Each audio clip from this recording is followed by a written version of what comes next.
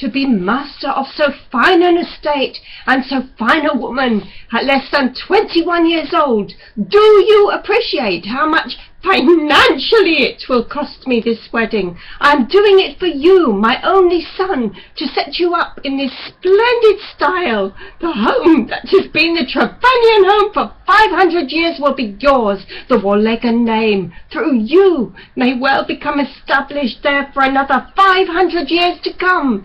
It is a great and inspiring thought, but the time for hesitation, for delay, is long over. You must accept my advice on this.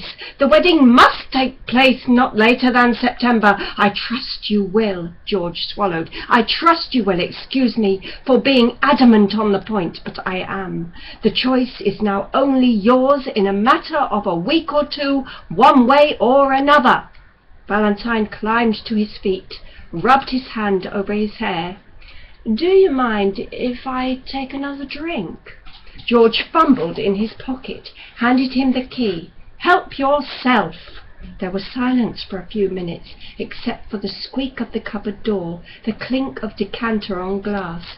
Somewhere downstairs one of Harriet's dogs was barking, a great gruff sound, hollow and breathy and deep. Tell me, father, tell me what you would do if I said no to your proposition. What on earth do you mean, boy? Said no? You couldn't say no. This is decided. Valentine was sitting straight in his chair now, knees together, moving the glass slowly around in his fingers. But I surely have to be a willing party. Blood and bones, it is my life you are directing. And I am directing it. Remember that. I am your father. You do as I say. There is no choice for you. You do as I say. Valentine gulped his canary. Ah, yes, I see. But if nothing... Valentine filled his glass again. Don't make yourself drunk, snapped George. That will do you no good. On the contrary, it may. Have you heard of Dutch courage, father? Perhaps I am seeking Dutch courage. George took several deep breaths to steady his temper.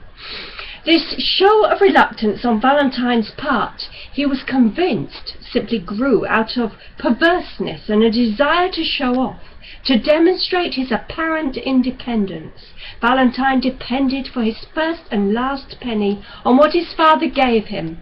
He was unfitted for any form of work except the most menial, and his whole approach to life was so pleasure-loving that there was virtually no alternative but to obey.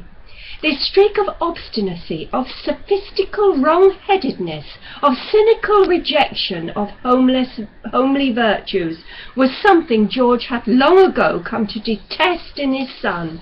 Normally, one could make a deliberate effort and ignore the poses and posturings, but why over so important and so benevolent an issue as this? Where an ordinary son could only accept and be enormously grateful, did he have to put on this show of reluctance, make this sardonic attempt at rejection? George was convinced that if he were now to say, "Very well, Valentine, is that your decision? The marriage is off, and I will cancel all my arrangements with Trevanion," the one who would ultimately feel the bitterest disappointment at having his bluff called would be Valentine himself. The trouble was, George could not bring himself to call the bluff. Perhaps Valentine's mind had been running along somewhat parallel lines, for he said, "What would you do if I said no, then? Do you need such a detailed answer?" The Dutch courage was working. "Well, father, yes, I think I do. I suppose I might be permitted to return to Cambridge. I regret you would not. Then I would continue to live here as a sort of pensioner?" "No, you would not," said George. "But I am your son," said Valentine. Indeed, a son for whom I have the greatest affection and the greatest regard, for whom I have been striving to provide a noble and settled future, as you must admit. But does this mean so much to you, this arrangement, that if I wreck it, you will attempt to wreck me?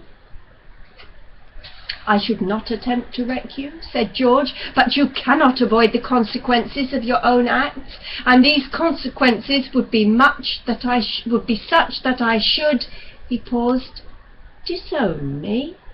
Come, Valentine, we are talking like this. I do not know what has got into you to take this perverse and deeply objectionable line. It is all arranged. You have never before raised a single word against it. I was not consulted. But you knew it and tactically accepted it. The late objection does credit neither to your honour nor your common sense. Come, take another drink and let us go down to supper. Sleep on it. It will look different in the morning. Valentine got up and stood very still, the decanter firm in his hand. I do not think it will, father. George stared at his lean, patrician, dark-eyed, narrow-eyed, long-nosed son.